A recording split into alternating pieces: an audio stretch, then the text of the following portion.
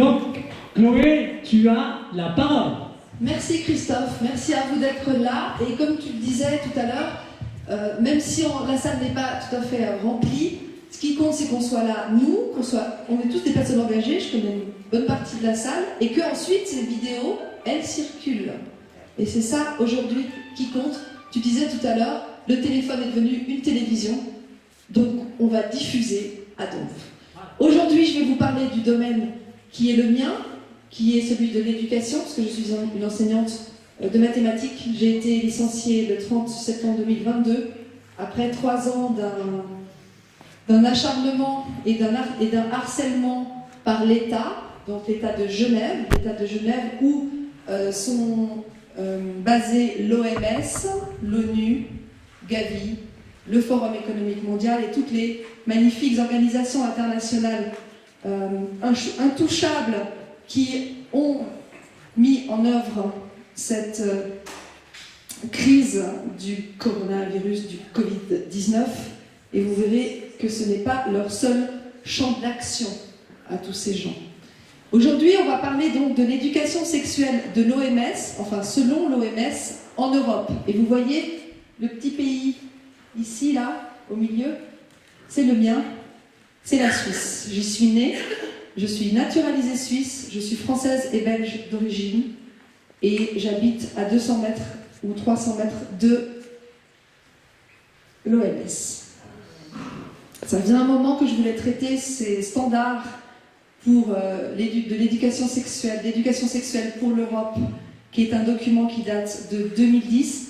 Et on va voir tout ce qui est attenant à ce document, puisqu'il y a des ramifications, comme on l'a dit avant. Je pense que ça complète bien la conférence de Marion Sigaud et de Vanessa, parce qu'on voit en fait que ces personnes sont impliquées, se connaissent, tout circule en vase clos, en circuit fermé, et que l'idéologie qu'il y a derrière, elle n'est pas en faveur de l'épanouissement, de la liberté, des droits humains et des enfants, et qu'elle se fait au détriment justement des enfants. Alors, c'était un chapitre, une conférence qui a été difficile pour moi de préparer. J'ai pas très bien dormi ces dernières nuits, mais je pense que c'est nécessaire de faire du travail d'archéologie et de présenter ça au public pour que les personnes aient les arguments, les preuves de ce qui se passe en coulisses et aussi voient les effets des mots. Parce que vous verrez dans cette présentation que les mots sont très importants. Ils disent le contraire de ce qu'ils veulent dire et c'est des mots qu'on retrouve dans d'autres lexiques, dans d'autres registres. La résilience, l'inclusion, le durable, etc. Donc on y va. Alors la Suisse d'abord, ce petit pays où tout est concentré, il est au centre de l'Europe, ne fait pas partie de l'Union européenne et Genève c'est ici, à l'ouest, et vous avez donc l'OMS entre autres, qui est donc une organisation qui émane de l'ONU et donc le siège est à Genève. Ça c'était la conférence du 3 mars concernant le traité pandémie. Alors je fais une petite digression sur le traité pandémie qui est négocié à l'OMS pour rendre l'OMS décisionnaire dans les futures mesures contre les pandémies. L'idée c'est de donner les pleins pouvoirs à l'OMS et ce traité pandémie est censé être voté, décidé en 2024. Et voilà la salle de réunion où ces gens-là se réunissent. Donc c'est une salle assez sommaire avec une table qui fait le tour comme ça, qui est ronde, où des bureaucrates décident du sort de la planète. Alors, on commence par une définition de la santé sexuelle en Suisse depuis 2015, qui nous dit donc la Suisse, en fait, santé sexuelle suisse, qui est en partenariat avec l'OMS et avec aussi l'IPPF, on en parlera durant cette présentation, c'est la Fédération de planification familiale internationale, financée d'ailleurs par la fondation Bill et Melinda Gates, et oui, ce n'est pas moi qui l'invente. Donc, Santé sexuelle suisse a été fondée en 1993, et ses statuts sont basés, nous dit-on, sur le programme d'action de la conférence des Nations Unies. Donc on voit tout de suite le lien entre les Nations Unies et la santé sexuelle, enfin ce qu'ils appellent santé sexuelle, pour les droits reproductifs qui soient considérés comme des droits humains et leur influence sur l'égalité des sexes, parce que c'est l'une des finalités de ces standards de l'OMS sur la santé sexuelle, sur l'éducation sexuelle, c'est d'arriver à l'égalité des sexes, mais pas l'égalité des droits, et ça je l'ai fait remarquer, on ne parle pas d'égalité des droits, on parle d'égalité dans le sens un homme est égal à une femme en tout point, c'est-à-dire physique, mental, psychique, etc., selon leurs préceptes. Alors ils nous disent, dans le document de santé sexuelle suisse, qu'ils s'engagent à la promotion de la santé sexuelle et au respect des droits sexuels au niveau national et international. C'est pour ça que je vous dis la Suisse est très centrale dans les décisions. J'ai peur que s'il fasse complètement nuit. Ça va? Vous voyez mieux? Donc voilà, on voit le rôle qui est national et international de cette organisation, cette fêtière de toutes les organisations qui parlent de santé sexuelle et d'éducation sexuelle en Suisse. Et ils nous disent qu'ils sont partenaires de l'OFSP. L'OFSP, c'est l'Office fédéral de santé publique en Suisse qui nous a dicté toutes les mesures de soi-disant sanitaires contre le Covid. Et c'est le seul membre suisse accrédité à l'IPPF, donc l'International Planned Parenthood Federation, donc la Fédération de la planification familiale internationale. Alors on y lit que le domaine très vaste de la santé sexuelle est également appelé santé sexuelle et reproductive et droits y afférents, et que la Suisse a une définition officielle depuis 2015, on va la voir dans un instant. Toujours le même document, on nous dit que la santé sexuelle est divisée en 5 parties, en 5 domaines d'action. La promotion, le maintien et le rétablissement de la santé sexuelle comme élément de la santé psychique. On verra que ce terme de santé sexuelle recouvre un nombre impressionnant de concepts, mais qu'elle est en partie là pour notre santé psychique. On verra de quoi il s'agit un peu plus tard. On nous parle de maintien et rétablissement de la santé reproductive, des infections sexuellement transmissibles, c'est la 3e partie. La violence sexuelle, donc c'est prévention et lutte contre la violence sexuelle. Et puis, on arrive au point central qui est l'éducation à la santé sexuelle, également connue sous le nom d'éducation sexuelle. Voilà tout ce que recouvre la santé dite sexuelle. Alors, dans le document de santé sexuelle suisse, on voit que c'est l'OMS qui est à l'origine de la définition en question de 2015 sur ce qu'est la santé sexuelle. L'OMS l'a décrit comme un état de bien-être physique, émotionnel, mental et social dans le domaine de la sexualité. De la même façon, elle dit que la santé, tout court, est un état de bien-être physique, émotionnel, mental et social. Donc on a juste ajouté dans le domaine de la sexualité, on a vu ce que ça donne, la santé selon l'OMS. Hein. C'est vaccins, médicaments et mesures répressives. C'est la suite qui est écrite donc, dans ce document qui nous parle de la définition de la santé sexuelle. Cela sous-tend une approche positive et respectueuse de la sexualité et des relations sexuelles, ainsi que la possibilité d'avoir des expériences sexuelles agréables. On verra que ce mot agréable revient à plusieurs reprises, et à moindre risque, sans contrainte, discrimination et violence. On verra que le mot discrimination revient aussi à plusieurs reprises. Pour acquérir et préserver la santé sexuelle, il faut respecter, protéger et garantir les droits sexuels des êtres humains. Ce document parle aussi des droits sexuels de l'IPPF que Marion vend, si vous le voulez, qui contient des ambiguïtés dont on va parler aussi. Quel âge pour l'éducation sexuelle en Suisse? Alors en France, l'âge est revenu à 15 ans, après une tentative de l'avoir ramené à 13 ans, n'est-ce pas Marion? En Suisse, c'est 16 ans.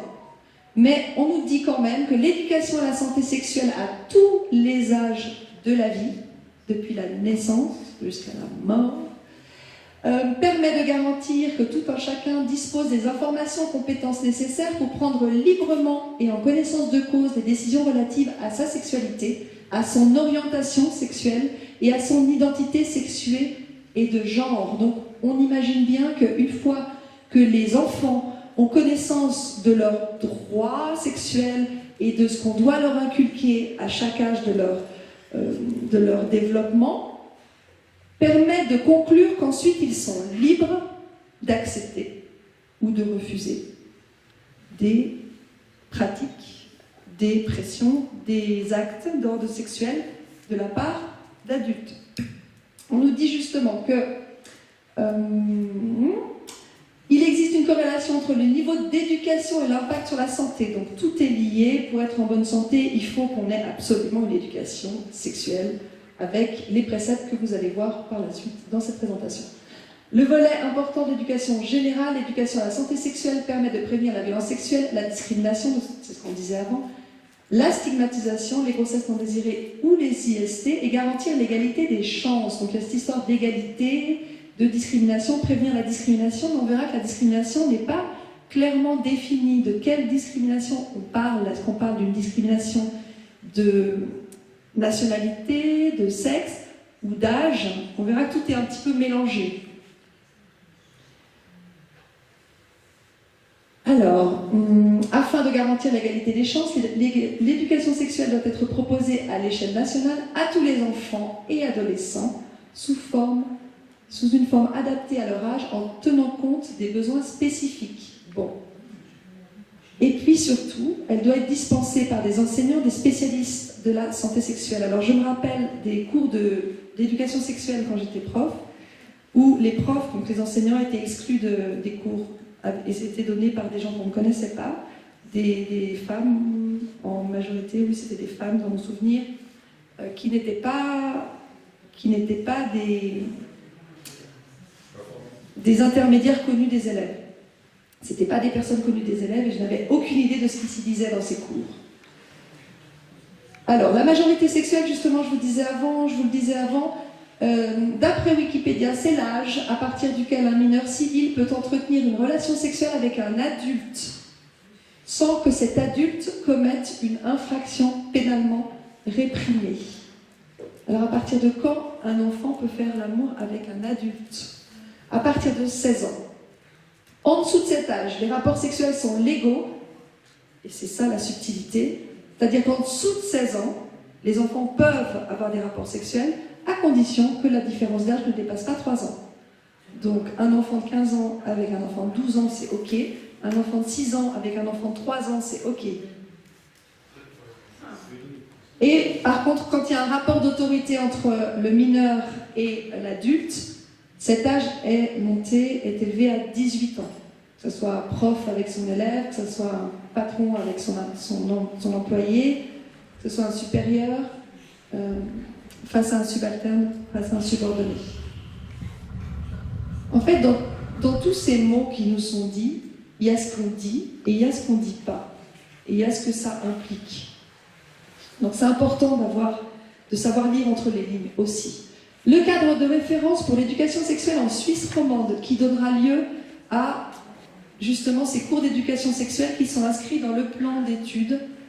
Donc c'est le programme, si vous voulez, en Suisse, depuis 2010. D'ailleurs, c'est intéressant aussi de savoir que chez nous, le plan d'études a été révisé en 2010, au moment où sont sortis les standards d'éducation sexuelle. Donc déjà, on trouve dans ce cadre de référence que les références utilisées dans le document s'appuient sur les standards d'éducation sexuelle de l'OMS, sur la Déclaration des droits sexuels de l'IPPF, sur la Convention des droits de l'enfant de l'ONU, et que ça entre de plein droit dans le PER, plan d'études roman. Donc c'est la partie francophone de la Suisse, la Romandie. Et puis j'ai relevé aussi ce petit encart qui m'a paru très significatif. Dans ce document, le cadre de référence pour l'éducation sexuelle en Suisse, on trouve un merci tout particulier à l'OMS Europe pour l'édition des standards d'éducation sexuelle en Europe, sur lequel ce document se base largement, ainsi qu'au professeur Pierre-André Michaud, etc. Mais qu'on nous dise ensuite que les autorités suisses n'ont pas l'intention d'appliquer les standards de l'OMS, dont on verra certaines parties dans le détail, ici tout est confirmé. Ce document, qui est censé être notre référence pour l'école en Suisse, pour l'éducation sexuelle en Suisse, s'appuie pleinement sur ces standards. Alors, dans le cadre de référence toujours, qui s'appuie aussi sur les droits sexuels de l'IPPF, on nous dit qu'il y a 7 principes sur lesquels les droits sexuels s'appuient, et donc sur lesquels le cadre de référence s'appuie. et on appréciera les mots qui sont employés. Donc, dans le premier article, la sexualité fait partie intégrante de chaque être humain. Pour cette raison, un environnement favorable est nécessaire pour que chacun, chacune puisse profiter des droits sexuels. On ne parle pas d'âge, on ne parle pas de différence entre les enfants et les adultes. Ensuite, le 2. La protection et droits garantis aux personnes de moins de 18 ans diffèrent des droits des adultes quand même et doivent tenir compte des capacités évolutives des enfants. On ne parle pas d'âge, on nous parle des capacités évolutives. Autrement dit, un enfant qui a une capacité évolutive précoce pourra être amené à faire des choses qu'un enfant de son âge normalement ne ferait pas. On nous parle de non-discrimination. C'est une condition indispensable à la protection et à la promotion de tous les droits humains. Et comme les droits sexuels sont des droits humains, finissez la phrase. Mais on ne nous dit pas, encore une fois, sur quels critères se base cette non-discrimination. On nous parle de plaisir. La sexualité et le plaisir qui en découlent sont au cœur de la vie de tout être humain, qu'il choisisse de se reproduire ou non. Et puis les 3 derniers, dont je voulais aussi mettre en évidence le 7e, l'ensemble des droits sexuels et la liberté d'en jouir doivent être respectés, protégés et mis en application par les États. Vous remarquerez le vocabulaire utilisé. Donc c'est l'État qui gère toute cette partie de la sexualité qui est censée être un domaine lié à la vie intime, je le rappelle, des êtres humains. Alors, ce document des standards pour l'éducation sexuelle en Europe se présente comme ça. 70 pages. La version originale a été émise en 2010 en Allemagne, et puis la version française a été émise en 2013 avec la participation des autorités de Lausanne. Lausanne, donc c'est dans le canton de Vaud. C'est à 60 km de Genève. Alors, qu'est-ce qu'on remarque sur la première page? On remarque qu'est-ce que j'allais dire, le Forum économique mondial, mais on y est presque. L'OMS Europe. On remarque santé sexuelle suisse. On remarque le Bureau fédéral de l'éducation pour la santé fédéral allemand. Et on remarque le titre, ou plutôt le commentaire du titre, qui dit que ces standards sont un cadre de référence pour les décideurs politiques, les autorités compétentes en matière d'éducation et de santé et les spécialistes. Donc on aura bien compris que c'est la Bible des profs ou des spécialistes qui enseignent l'éducation sexuelle. Alors on commence par la préface. On nous parle de répondre aux besoins. Donc ce document a été rédigé pour répondre à un besoin de standards pour l'éducation sexuelle dans les 53 pays de la région européenne de l'OMS. Donc ça ne comporte pas uniquement les pays de l'Union européenne, mais toute l'Europe géographique. On nous dit que la plupart des pays d'Europe occidentale connaissent déjà les lignes directrices et des normes minimales pour l'éducation sexuelle, mais qu'aucune tentative n'a été faite à ce jour pour en élaborer à l'échelle de la région européenne ou de l'UE. Donc il était temps que ces standards comblent cette lacune, nous dit-on dans la préface. On nous parle d'éducation sexuelle holistique, donc qui sont globales, qui représente un apport pour la santé en général. Ce document est un plaidoyer, nous dit-on, pour l'instauration d'une éducation sexuelle holistique qui donne aux enfants et aux jeunes, filles et garçons, une information objective, scientifiquement correcte. On a bien vu ce que la science nous disait, mais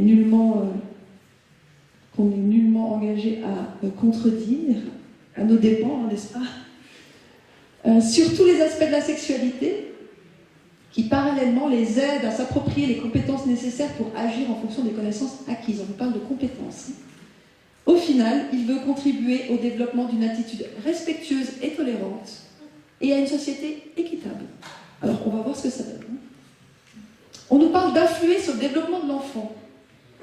On nous dit « L'éducation sexuelle doit s'inscrire dans l'éducation au sens large », donc c'est un sujet transversal qu'il s'agira d'amener dans plusieurs matières, à plusieurs niveaux, et influer sur le développement de la personnalité de l'enfant. Donc on nous dit que ces standards sont censés former l'esprit, le développement de l'enfant, et non pas accompagner les éventuelles questions légitimes des enfants, mais bien précéder les besoins de l'enfant.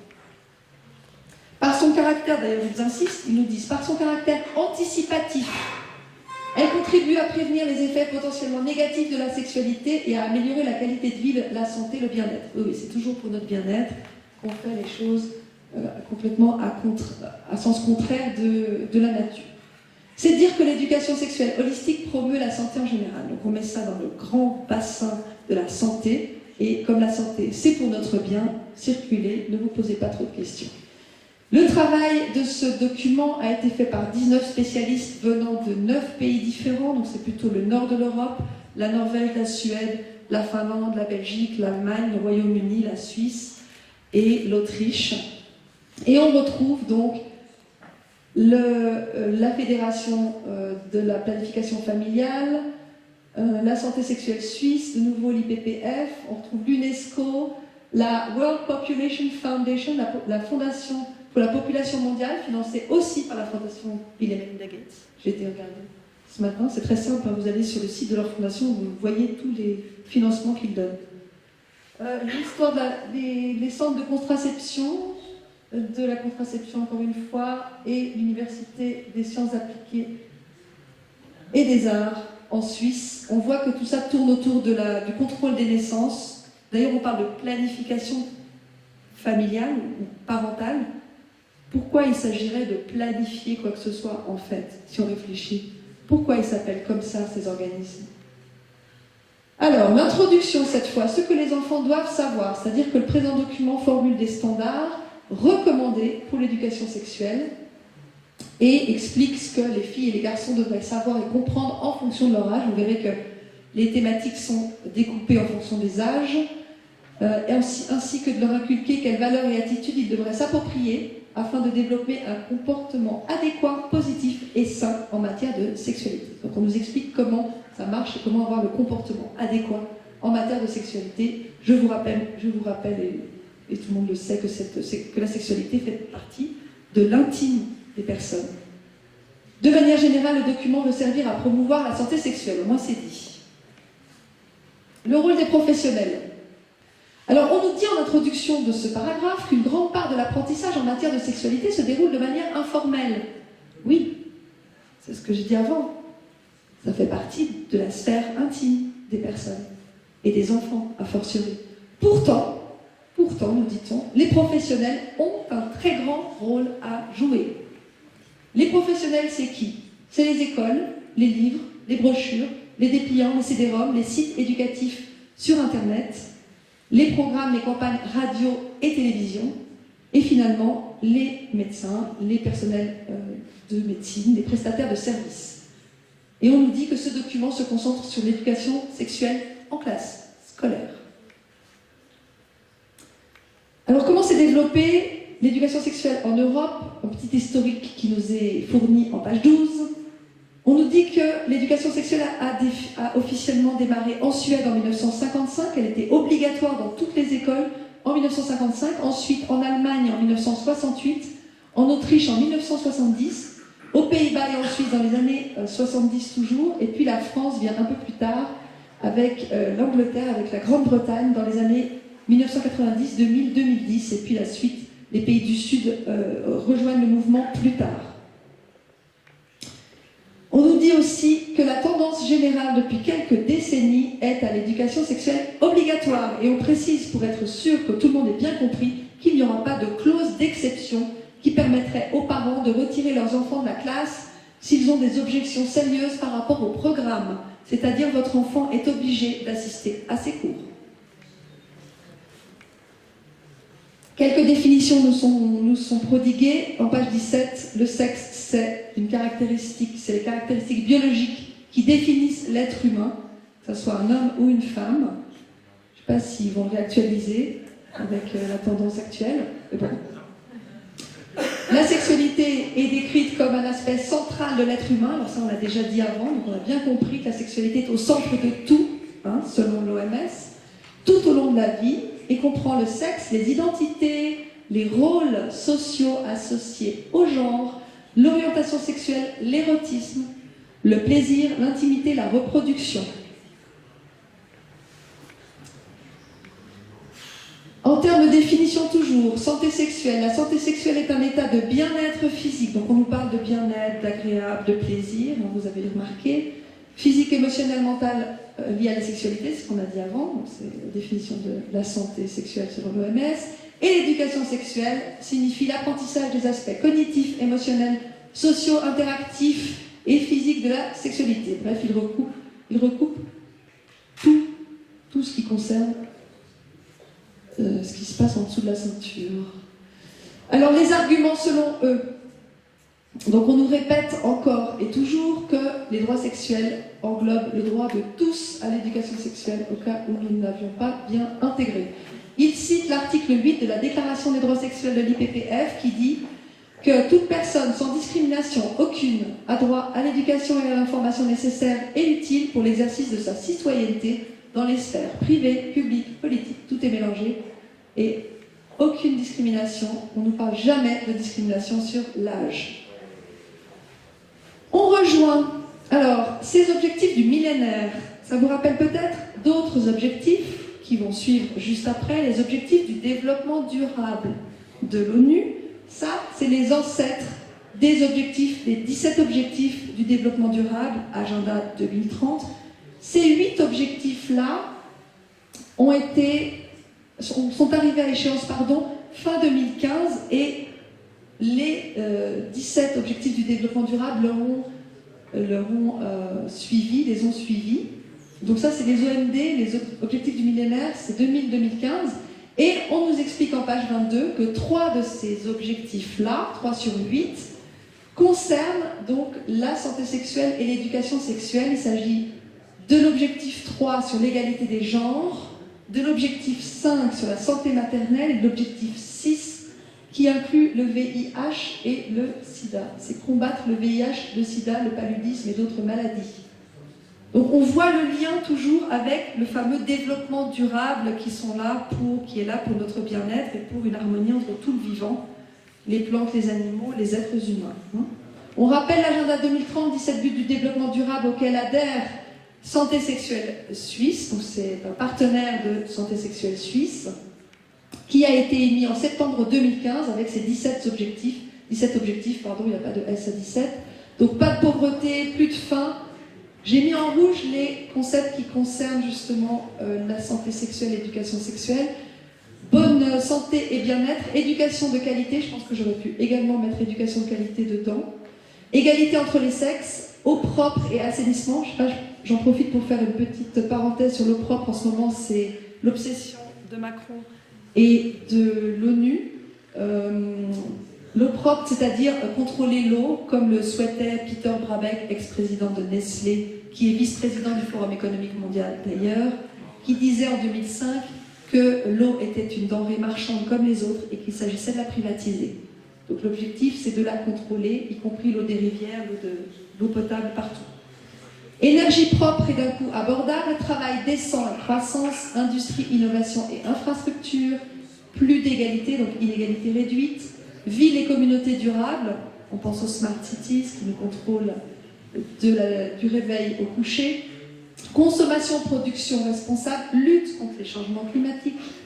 On ne parle pas de réchauffement, on parle de changement. Vie aquatique, donc contrôle de la vie aquatique, vie terrestre, contrôle de la vie terrestre, paix, justice, institutions efficaces, partenariat pour les objectifs mondiaux. Partenariat pour les objectifs mondiaux, autrement dit, nouvel ordre mondial. Alors, on nous dit encore, j'arrive avec le détail de ce qui est préconisé par ces standards, mais on nous dit encore, par rapport au développement psychosexuel de l'enfant, que les stades de développement sexuel sont exposés en détail pour expliquer l'importance qu'il y a à commencer l'éducation sexuelle le plus tôt possible, aussi tôt que possible. Et que, idéalement, donc c'est ce qu'on disait quelques slides avant, idéalement, les différents sujets sont introduits avant que l'enfant arrive au stade correspondant de développement. Donc c'est voulu. On anticipe à chaque fois le développement de l'enfant. Alors, de 0 à 1 an, les bébés, ça c'est des extraits du document des standards d'éducation sexuelle. Les bébés s'emploient à découvrir le monde qui les entoure. Ils sucent leurs jouets, regardent des visages ou des choses qui bougent, écoutent les bruits et la musique. Ils découvrent aussi leur propre corps. Ils se touchent eux-mêmes, touchent parfois aussi leur partie génitale, plutôt par hasard que délibérément. On nous met dans l'ambiance. De 2 à 3 ans, ils commencent à délibérément toucher leur partie génitale parce que cela leur fait du bien. De 2 à 3 ans. Ils ont un grand besoin de contact physique. Ils aiment s'asseoir sur les genoux de quelqu'un et être cajolés. Comme Bendit a dit des choses du même ordre. Oui. Un peu de silence, s'il vous plaît, derrière. Ça De 4 à 6 ans. Oui, je pense que c'est bien aussi que chacun puisse s'exprimer au moment où ça passe. On écoute là parce qu'il y a un fonctionnement. Oui, ça fait de l'écho. Ouais. Ça fait de l'écho. Ok. De 4 à 6 ans, désormais, l'enfant explore son corps et le corps des autres. Plutôt par le jeu sexuel, jouer au papa-maman, au docteur, d'abord ouvertement, puis en cachette, parce qu'ils ont appris qu'ils ne doivent pas se montrer nus en public. C'est tout est officiel. Je donne tous les liens. Le document fait 70 pages. Et là, je vous donne les pages à chaque fois. Là, c'est la page 25, par exemple. 4 à 6 ans toujours. Il y a un mot qui m'a interpellée dans ce petit paragraphe qui semble innocent. La phase des vilains mots. Les enfants découvrent les limites. Ils remarquent que dire certains mots suscite la réaction des gens. Comme c'est amusant et excitant, ils répètent ces mots. Pourquoi le mot excitant arrive dans ce paragraphe? C'est un lexique en fait qui est utilisé en permanence. Ensuite, on nous parle de fantasmes. Entre 7 et 9 ans, les enfants fantasment beaucoup à partir de ce qu'ils voient autour d'eux, famille, école, télévision. Leurs fantasmes porteront par exemple sur l'amour, parfois aussi sur le fait d'être amoureux d'un enfant du même sexe. 7-9 ans. Tant qu'à faire. Bah oui. Les partenaires. Alors le mot partenaire aussi est utilisé de façon très ambiguë dans ce document. J'en ai relevé certaines parties. Page 28-29. On nous dit que les destinataires et les partenaires de l'éducation sexuelle peuvent se recouper et leurs rôles respectifs alterner. Ok, on verra qui sont les partenaires. Les jeunes en sont eux-mêmes le parfait exemple. On les considère souvent uniquement en tant que groupe cible, alors qu'ils sont aussi des partenaires influents. Donc les jeunes sont des partenaires. Ok. Ensuite, on nous parle de partenaires directs, qui sont les parents, les enseignants, les travailleurs sociaux, les pères et les jeunes, le personnel médical et les conseillers. On nous parle de partenaires indirects, qui sont les décideurs, les concepteurs de programmes, les stratèges, les promoteurs et défenseurs, y compris des ONG, des politiques, des universités, des institutions juridiques et scientifiques, des organisations religieuses et culturelles, des organisations pour la jeunesse. Tout ça, c'est des partenaires. Enfants, parents, éducateurs, décideurs politiques, ONG, enseignants, etc. Et toujours des partenaires. L'éducation, nous dit-on, l'éducation sexuelle doit être interactive et participative. L'échange interactif entre enseignants, éducateurs et concepteurs de programmes d'une part et élèves de l'autre se fait à différents niveaux. Il se fonde sur l'idée que les élèves doivent être respectés en tant que partenaires dans l'éducation sexuelle. Et enfin, les enseignants éducateurs doivent abandonner leur position hiérarchiquement supérieure et jouer un rôle de facilitateur pour permettre une communication à double sens et favoriser la discussion. Tous partenaires. On change de rôle. On se met en dessous, on se met au-dessus. La hiérarchie n'existe plus. C'est ça. Il n'y a plus besoin de tribunaux alors. Non. Là, je crois qu'on comprend bien. Et puis maintenant, le vocabulaire toujours, on nous parle de matrice. On entre dans la matrice. C'est les explications en détail de ce qui est préconisé pour chaque âge. Page 33. Tiens. La matrice est l'ensemble des thèmes que l'éducation sexuelle devrait couvrir pour les différents groupes d'âge. Allons-y. Introduction à la matrice. On nous dit qu'il y a 6 groupes d'âge, 0-4 ans, 4-6 ans, 6-9 ans, 9-12 ans, 12-15 ans et 15 ans et plus. Je me suis arrêtée à 6-9 ans pour l'analyse de ce jour. Elle doit aider les enfants et les jeunes à prendre des décisions autodéterminées et informées. Donc on parlait de choix libre tout à l'heure. Ici, en fait, Ensuite, une fois que les enfants sont au courant de tout ça, on ne pourra pas dire qu'ils n'ont pas été prévenus. Donc, qui ne dit mot consent, s'ils ne disent rien contre cela, c'est qu'ils consentent. Pour cette raison, chaque élément figurant dans une catégorie thématique, on verra qu'il y a 3 thèmes, enfin plutôt, il y a plusieurs thèmes et 3 colonnes, qui sont l'information, les compétences et les attitudes. Alors, on nous explique pourquoi il faut commencer l'éducation sexuelle avant 4 ans. Vous verrez, c'est tout à fait logique. Parce que l'enfant est un être sexué dès la naissance. Parce que l'éducation commence dès la naissance, donc éducation, naissance, donc éducation sexuelle, puisque l'enfant est sexué. On mélange tous les mots et on fait des nouvelles phrases avec. L'éducation sexuelle fait partie intégrante de l'éducation générale. Elle est de toute façon dispensée aux enfants. Donc que l'OMS passe par là ou pas, en gros, ça ne change rien. C'est ça qu'ils nous disent. Alors on y va. 0 à 4 ans, page 38. Avant toute chose, donc, on a différentes... ça ne marche plus. Ah non, c'est ici. Différentes façons d'exposer les thèmes. Ici, vous avez du gras. Bon, on ne voit pas très bien, mais c'est censé être orangé un petit peu. Ça veut dire que le thème est nouveau, et s'il est en gras, c'est qu'il est principal. Et s'il est juste orangé, s'il est repassé en orange, souligné en orange, mais qu'il n'est pas en gras, ça veut dire que le thème a été évoqué dans l'âge précédent. Là, je vais vous parler presque exclusivement des thèmes qui sont nouveaux et principaux dans les standards d'éducation sexuelle. Alors, dans le thème corps humain et développement, entre 0 et 4 ans, il faut informer l'enfant sur toutes les parties du corps et leurs fonctions. Et les différents corps et les différents sexes. Je ne sais pas ce qu'ils entendent exactement par là. Et puis, les compétences, il faut permettre à l'enfant d'exprimer ses besoins et ses désirs. Dans le chapitre corps humain et développement, c'est-à-dire ce n'est pas des besoins et des désirs de partir en vacances, d'aller à la mer ou d'avoir un nounours. Hein.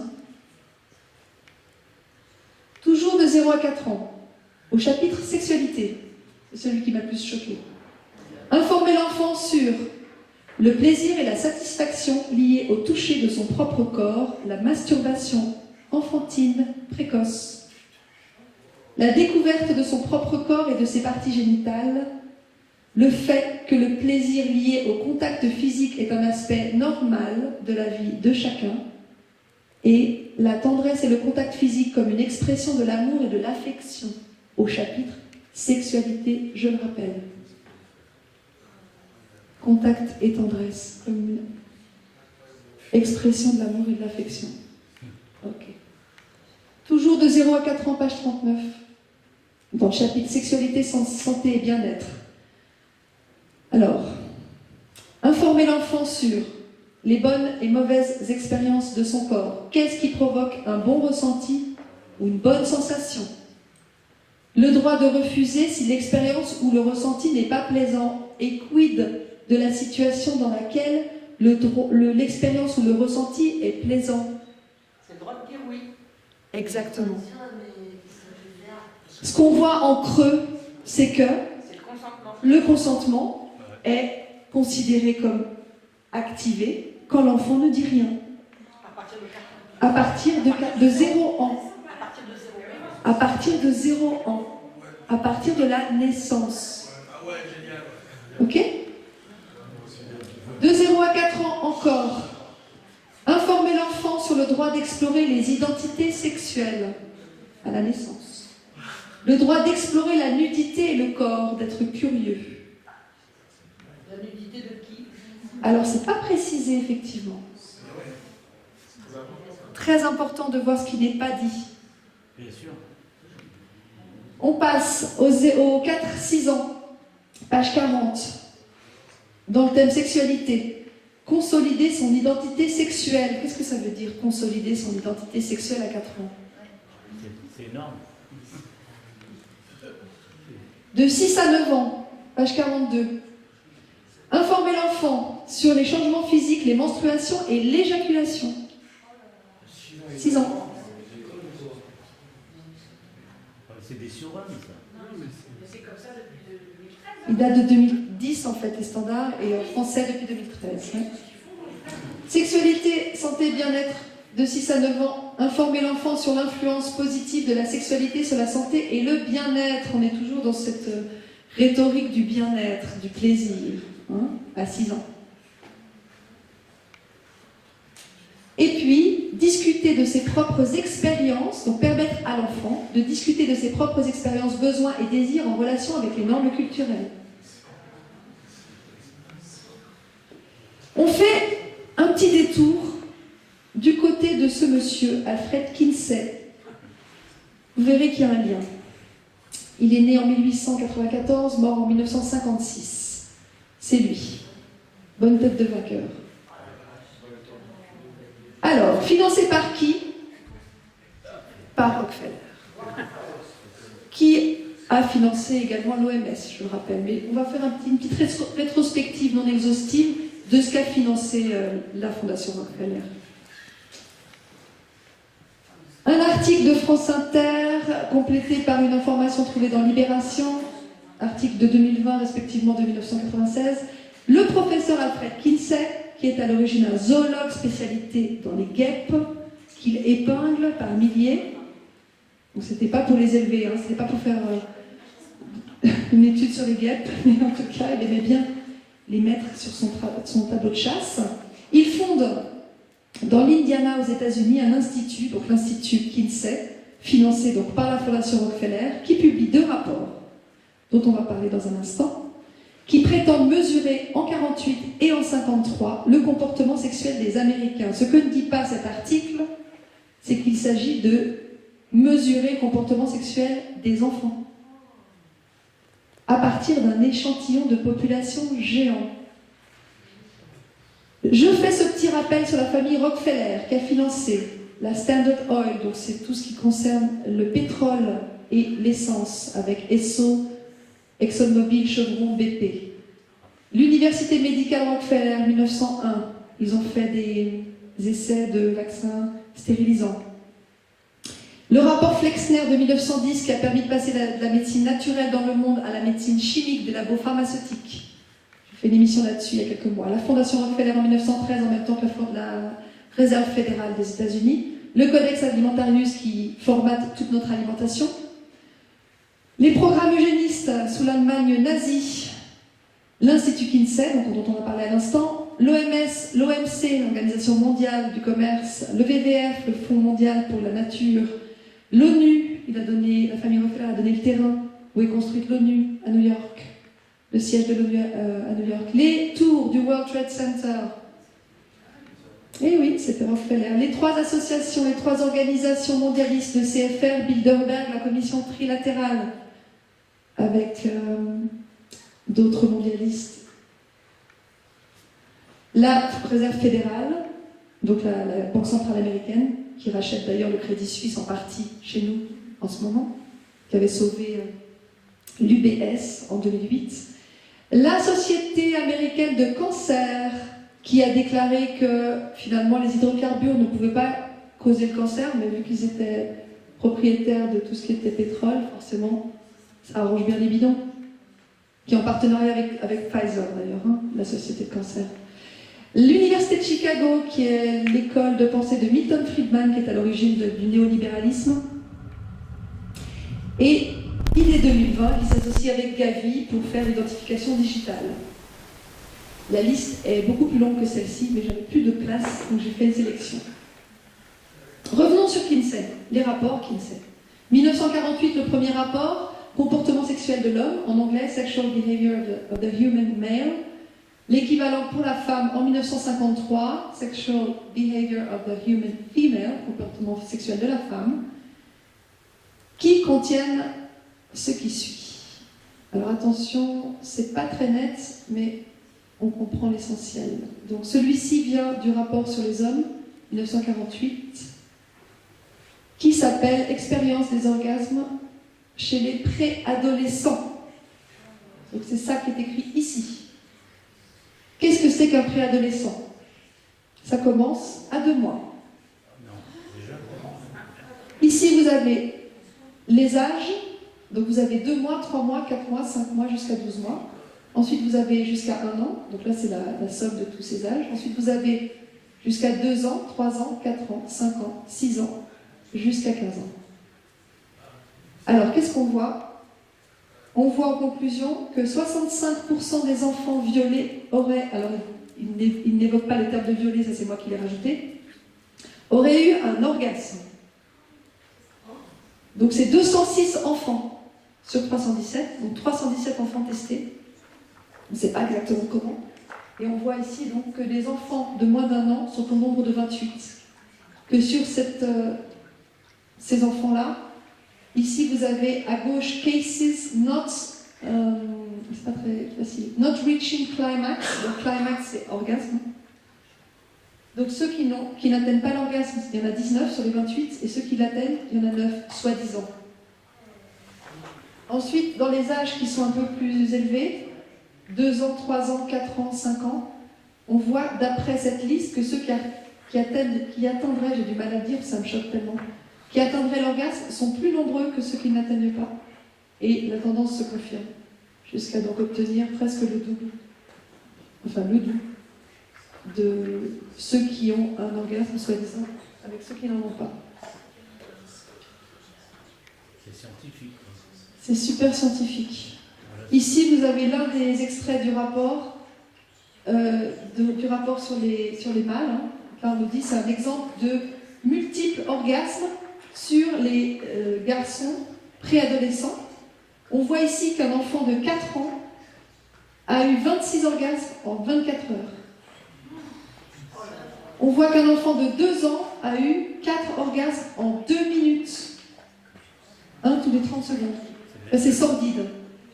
C'est de l'esclavage. C'est plus que de l'esclavage, c'est de la torture, c'est de l'aliénation, c'est de la perversion profonde. Ici, vous avez un article qui date du 10 août 1998 de la Gazette de Montréal qui dit que le rapport Kinsey reposait sur un agenda pédophile. À cette époque, les médias étaient encore quelquefois indépendants.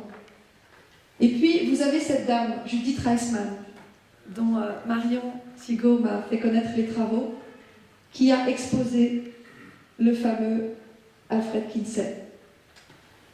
Elle est décédée il y a 2 ans, le 9 avril 2021, 85 ans.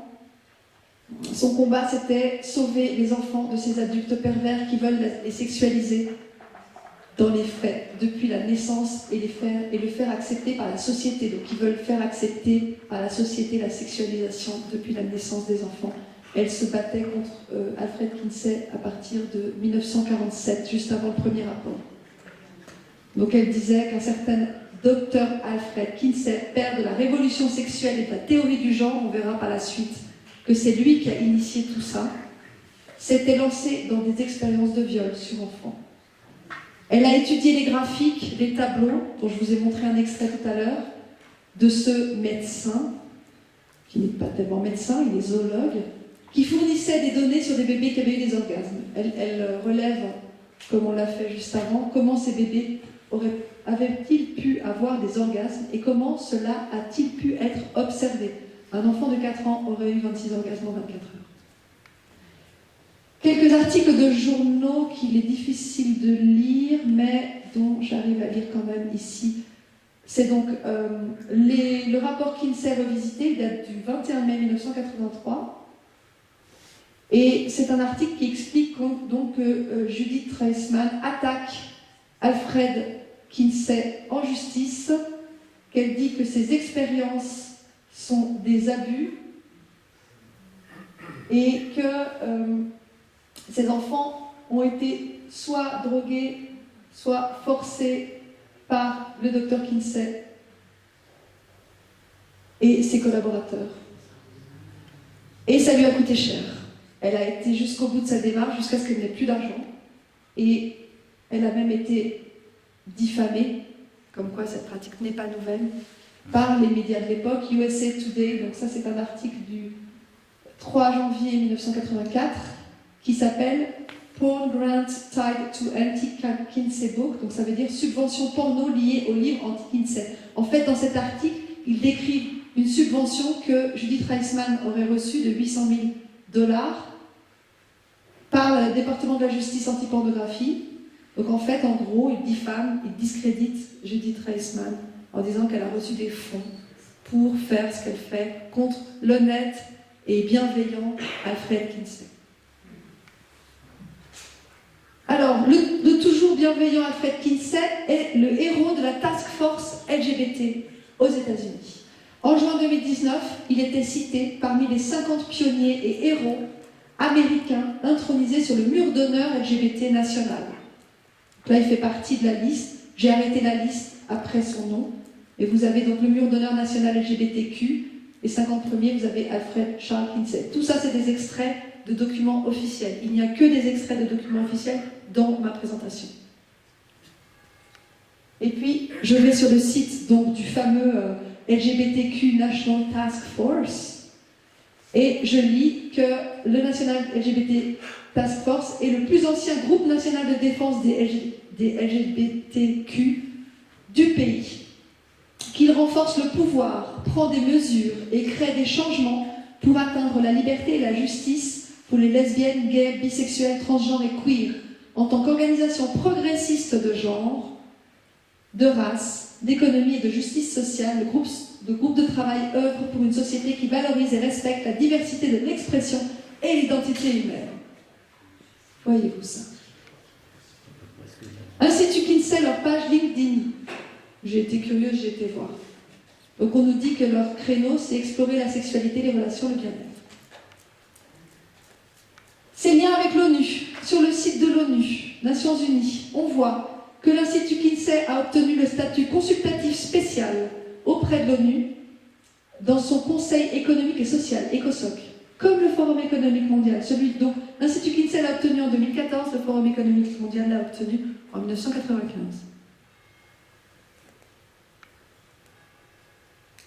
Une dernière chose, cette brochure, une brochure qui est distribuée en Suisse, qui s'appelle Hey You, distribuée dès 12 ans dans toutes les écoles suisses.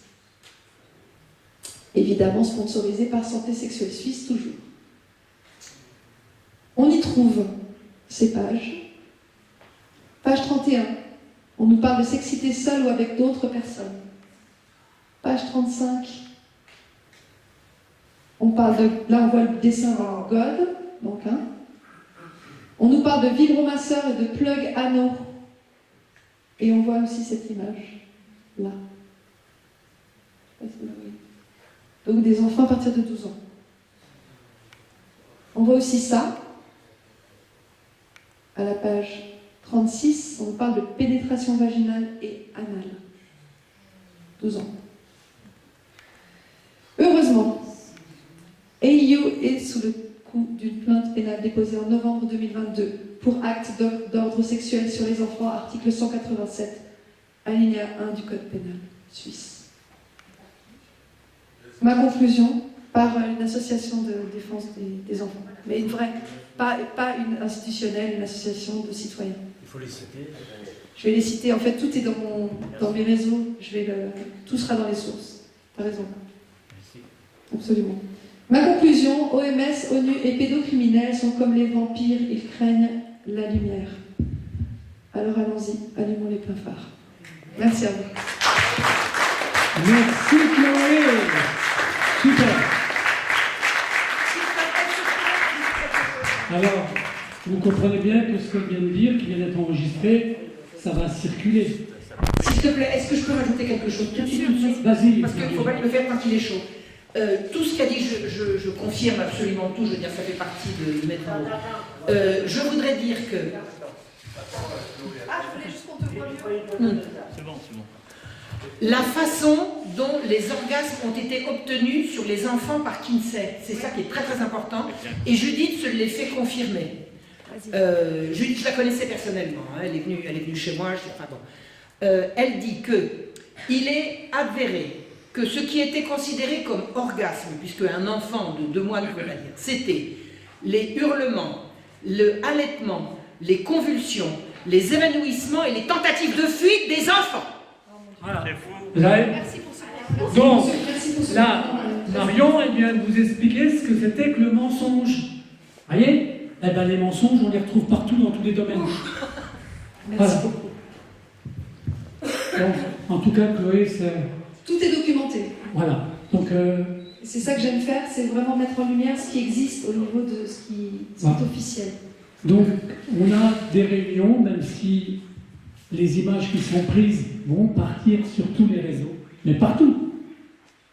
Celles que vous avez prises avec vos téléphones et tout, vous aurez le droit de les publier, de les envoyer. Faites-les circuler. D'accord? Plus il y aura de monde qui feront circuler ces images-là, plus ça emmerdera le système. Et surtout, plus on sortira de ce système Voilà. pervers. Bien sûr. Donc voilà, donc c'était riche d'enseignements. Hein, donc en tout cas, Chloé... Merci beaucoup. Oui, donc, alors,